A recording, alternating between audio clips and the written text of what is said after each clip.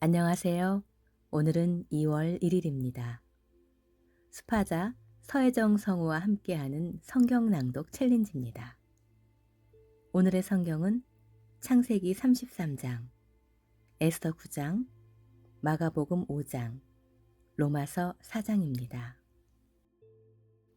창세기 33장 야곱과 에서의 만남. 야곱이 멀리 바라보니 에서가 400명의 사람들을 거느리고 오고 있었다. 그래서 그는 자식들을 나누어 레아와 라헬과 두 여종에게 맡기고 여종과 그들의 자식들은 앞에 세우고 레아와 그녀의 자식들은 그 다음에, 그리고 라헬과 요셉은 뒤에 두고 자기가 앞서 나아가 땅에 몸을 7번 굽히면서 형에게 다가갔다. 그러자 에서가 달려와서 그를 맞으며 목을 끌어안고 입을 맞췄다. 그러고서 그들은 서로 울었다. 에서가 여자들과 아이들을 보고 너와 함께 있는 이 사람은 다 누구냐 하고 묻자 야곱은 하나님이 나에게 은혜로 주신 자식들입니다 하고 대답하였다. 그때 여종들이 그 자식들과 함께 앞으로 나와 절하고 다음으로 레아와 그 자식들이, 마지막으로 요셉과 라헬이 나와서 절하였다. 그러자 에서가 다시 물었다. 내가 올 때 만난 그 짐승의 떼는 무엇이냐? 그것은 형님에게 드리는 선물입니다. 내 동생아, 나에게 있는 것도 충분하니 내 소유는 내가 가져라. 그러지 마십시오. 형님이 나에게 사랑을 베푸신다면 이 선물을 받아주십시오. 이렇게 형님이 나를 따뜻하게 반겨주시니 내가 형님의 얼굴을 보는 것이 꼭 하나님의 얼굴을 보는 것 같습니다. 제발 내가 형님께 가져온 이 선물을 받으십시오. 하나님이 나에게 은혜를 베풀어 주셔서 내가 필요로 하는 것은 무엇이든지 다 가지고 있습니다. 야곱이 계속 권하자 에서가 그 선물을 받고 이렇게 말하였다. 자, 가자. 내가 길을 안내하겠다. 형님도 아시겠지만 애들은 연약한 데다가 새끼에게 젖을 먹이는 양과 소들도 있으니 하루만 더 심하게 mon다면 모든 짐승이 다 죽고 말 것입니다. 그러니 형님은 먼저 가십시오. 나는 앞서가는 짐승들과 자식들에게 보조를 맞춰 천천히 가서 세일에서 형님을 뵙겠습니다. 그렇다면 내 종 몇 사람을 너와 함께 머물게 하여 너를 돕도록 하겠다. 형님, 그러실 필요는 없습니다. 형님의 호의만으로도 족합니다. 그래서 그날 에서는 세일로 돌아갔다. 그러나 야곱은 숫곳으로 가서 거기에 집을 짓고 가축오리를 만들었는데 숫곳이란 말은 그가 오두막이란 뜻으로 붙인 이름이었다. 야곱은 메소포타미아에서 가나안의 세겜성에 무사히 도착하여 그 성 부근에 천막을 치고 은화 100개로 자기가 천막을 친 그 밭을 세겜의 창설자인 하몰의 아들들에게서 사고 거기에 단을 세워 그 이름을 엘로헤 이스라엘이라고 하였다. 에스더 9장 유대인들의 승리.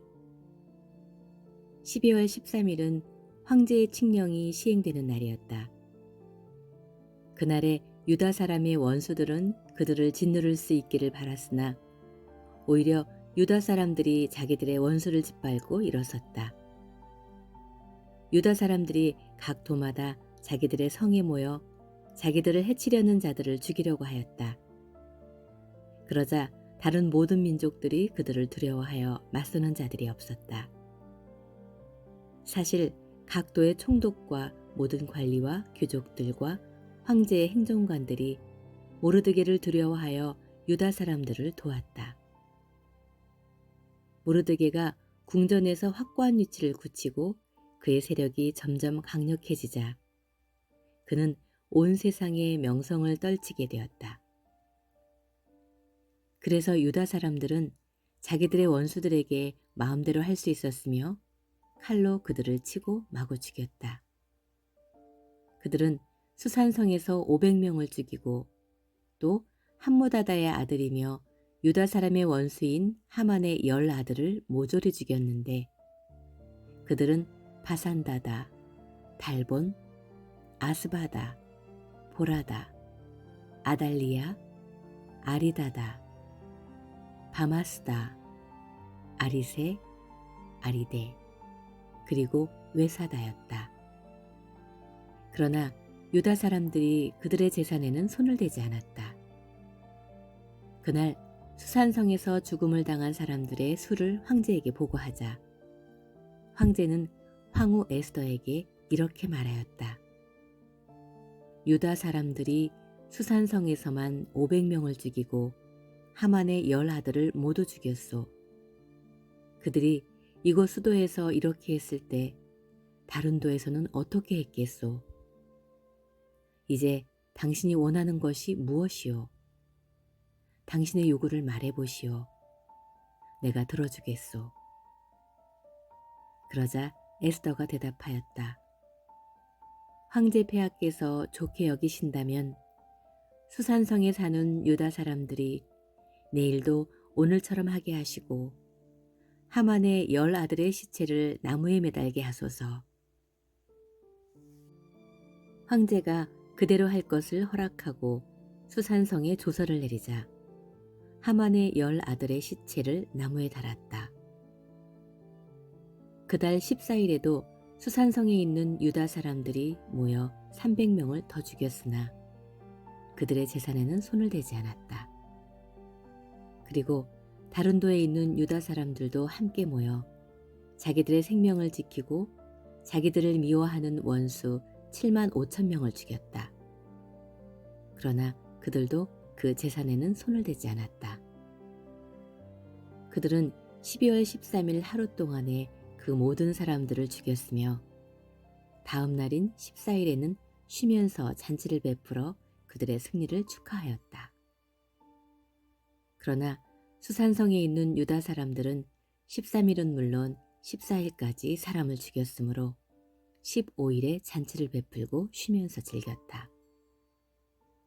그러므로 성이 없는 여러 부락에 사는 사람들이 12월 14일을 경축일로 정하고 잔치를 베풀어 즐기며 서로 선물을 주고받았다.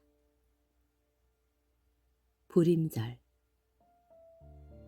모르드게는 이 모든 사건을 기록하고 페르시아 제국의 원근 각처에 있는 모든 유다 사람들에게 편지를 보내 해마다 12월 14일과 15일을 경축일로 지키고 유다 사람들이 그 원수들의 손에서 구출되고 그들의 슬픔과 눈물이 기쁨과 즐거움으로 변한 이 역사적인 날에 잔치를 베풀어 즐거워하며 서로 선물을 주고 가난한 자를 구제하라고 지시하였다.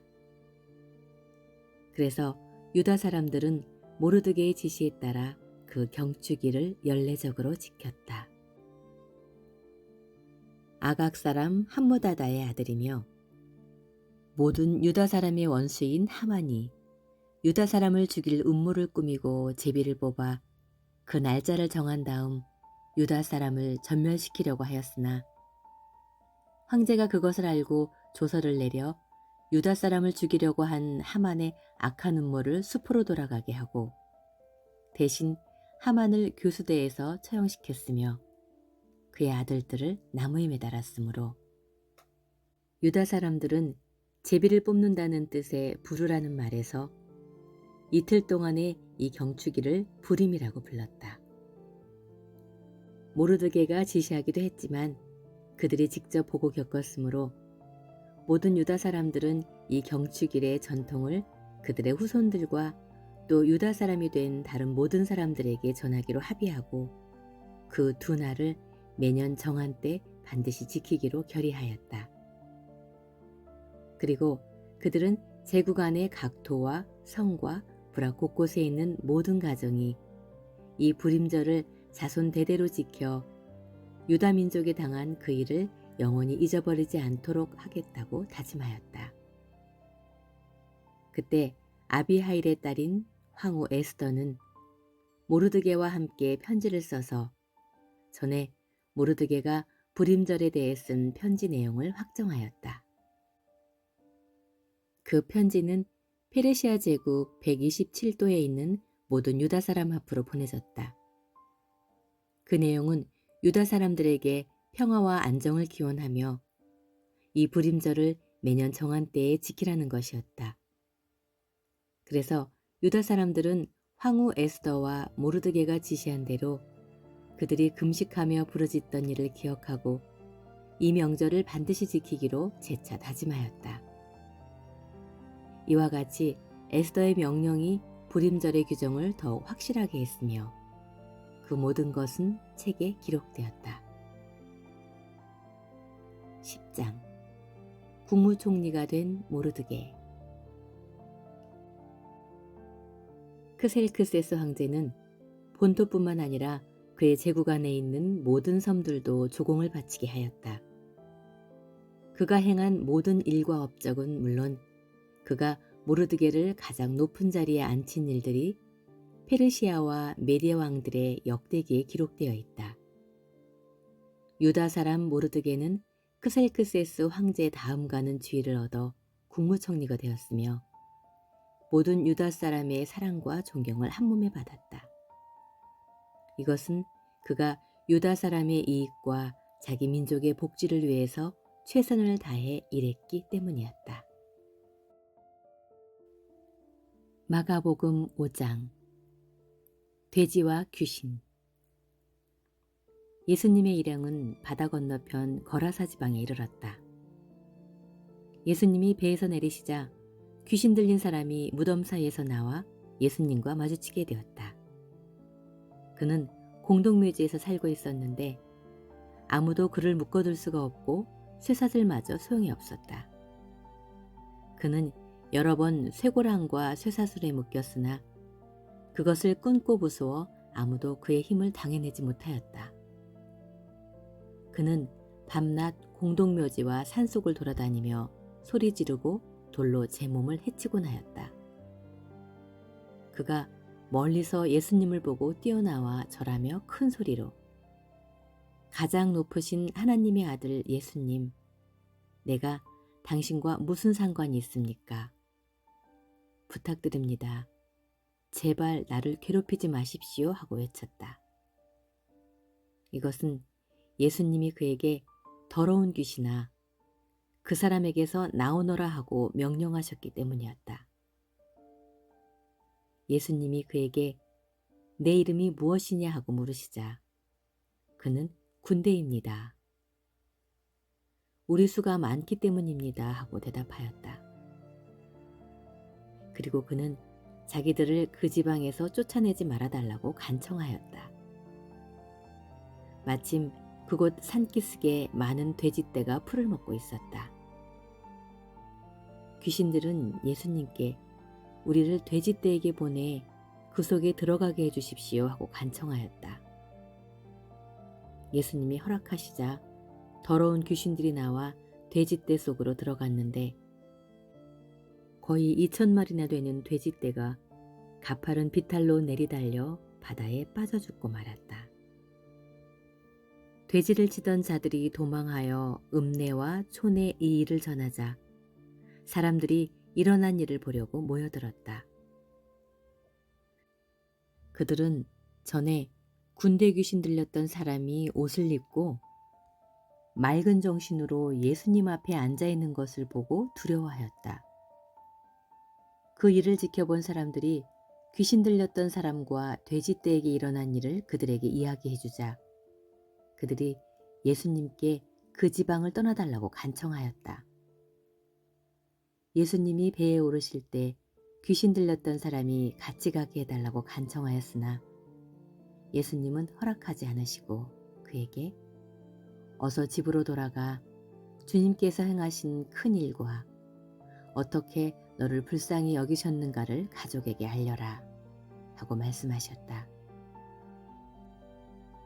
그가 곧 가서 예수님이 자기에게 행하신 큰 일을 데가볼리 지방에 알리자 듣는 사람들이 모두 신기하게 여겼다. 소녀를 다시 살리심. 예수님은 배를 타고 다시 건너편으로 돌아오셨다. 많은 군중들이 바닷가에 계시는 예수님께 모여들었다. 그때 야이로라는 회당장이 와서 예수님 발 앞에 엎드려 제 어린 딸이 죽어갑니다.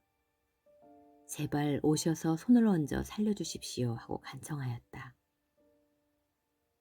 예수님이 그를 따라가시자 많은 사람들이 뒤따라가며 서로 밀쳤다. 군중 가운데 12년 동안 피를 흘리며 앓던 한 여자가 있었다. 그녀는 많은 의사들을 찾아다니며 치료를 받느라 무척 고생하였고 있던 재산도 다 허비하였으나 나아지기는커녕 오히려 병만 더 악화되었다. 마침 그녀는 예수님의 소문을 듣고 군중 틈에 끼어가다가 뒤에서 예수님의 옷자락을 만졌다. 그 여자는 예수님의 옷만 만져도 자기 병이 나을 것이라고 생각했던 것이다. 예수님의 옷자락을 만지는 순간 즉시 피가 멎었고 그녀는 병이 나은 것을 느꼈다. 예수님은 곧 능력이 자기에게서 나간 것을 아시고 돌아보시며 누가 내 옷을 만졌느냐 하고 물으셨다. 그러자 제자들이 예수님께 군중이 이렇게 서로 밀치는 것을 보시면서 누가 만졌느냐고 물으십니까? 하고 말하였다. 그러나 누가 옷을 만졌는지 알아보려고 예수님이 둘러보시자 그 여자는 자기에게 일어난 일을 알고 두려워 떨며 예수님 앞에 와서 엎드려 사실대로 말하였다. 그래서 예수님은 그 여자에게 딸아, 내 믿음이 너를 낫게 하였다. 평안히 가거라. 그리고 질병에서 해방되어 건강하여라. 하고 말씀하셨다. 예수님이 아직 말씀하고 계실 때 회당장의 집에서 온 사람들이 따님이 죽었습니다. 어째서 선생님을 더 괴롭히십니까? 하였다. 예수님은 곁에서 그 말을 들으시고 회당장에게 두려워 말고 믿기만 하라 하셨다. 예수님은 베드로와 야고보와 그의 동생 요한 외에는 아무도 따라오지 못하게 하시고 그들과 함께 회당장의 집으로 갔다. 웅성거리는 가운데 사람들이 울며 몹시 통곡하는 것을 보시고 예수님은 안으로 들어가 어째서 소란스럽게 우느냐. 그 아이는 죽은 것이 아니라 자고 있다 하고 말씀하셨다. 그러나 그들은 예수님을 비웃었다. 예수님은 사람들을 다 내보낸 후 소녀의 부모와 데리고 간 제자들과 함께 소녀가 있는 방에 들어가셨다. 예수님은 소녀의 손을 잡고 달리다굼 하셨는데 이 말은 소녀야 내가 너에게 말한다. 일어나라는 뜻이었다. 그러자 12살 된 그 소녀는 곧 일어나 걸어다녔다. 이것을 지켜본 사람들은 너무 놀라 정신이 하나도 없었다. 예수님은 이 일을 아무에게도 알리지 못하게 단단히 주의시킨 후 소녀에게 먹을 것을 주라고 하셨다. 로마서 4장. 믿음으로 의롭게 된 아브라함. 그러면 우리 조상 아브라함에 대해서는 어떤 결론을 내릴 수 있습니까? 만일 아브라함이 행위로 의롭다는 인정을 받았다면 자랑할 것이 있었을 것입니다. 그러나 사실 그에게는 하나님 앞에서 자랑할 것이 아무것도 없었습니다. 성경에는 아브라함이 하나님을 믿었으므로 하나님은 이 믿음으로 말미암아 그를 의롭게 여기셨다라고 기록되어 있습니다. 일해서 받는 싹은 정당한 대가이지 선물로 거저받는 것이 아닙니다. 그러나 아무 공로가 없어도 경건치 않은 사람을 의롭다고 하시는 하나님을 믿는 사람에게는 그의 믿음이 의로운 것으로 인정을 받습니다. 이처럼 공로가 없어도 하나님이 의롭다고 인정해주는 사람의 행복에 대해서 다윗은 이렇게 말하고 있습니다. 잘못을 용서받고 하나님이 죄를 덮어주신 사람은 행복하다. 주께서 그 죄를 인정하지 않는 사람도 행복하다. 그렇다면 이런 행복은 할례를 받은 사람만이 누릴 수 있는 것입니까? 아니면 할례를 받지 못한 사람도 누릴 수 있는 것입니까? 우리는 아브라함이 믿음으로 의롭다는 인정을 받았다고 말했습니다. 그러면 언제 아브라함의 믿음이 인정을 받았습니까? 할례를 받은 후입니까? 받기 전입니까? 그것은 할례를 받은 후가 아니라 받기 전이었습니다. 아브라함은 할례를 받기 전에 이미 믿음으로 의롭다는 인정을 받은 표로서 후에 할례를 받았습니다. 그래서 아브라함은 할례를 받지 않고도 하나님을 믿어 의롭다는 인정을 받은 모든 사람들의 조상이 되었습니다. 그는 또 할례를 받은 사람들의 조상이기도 합니다.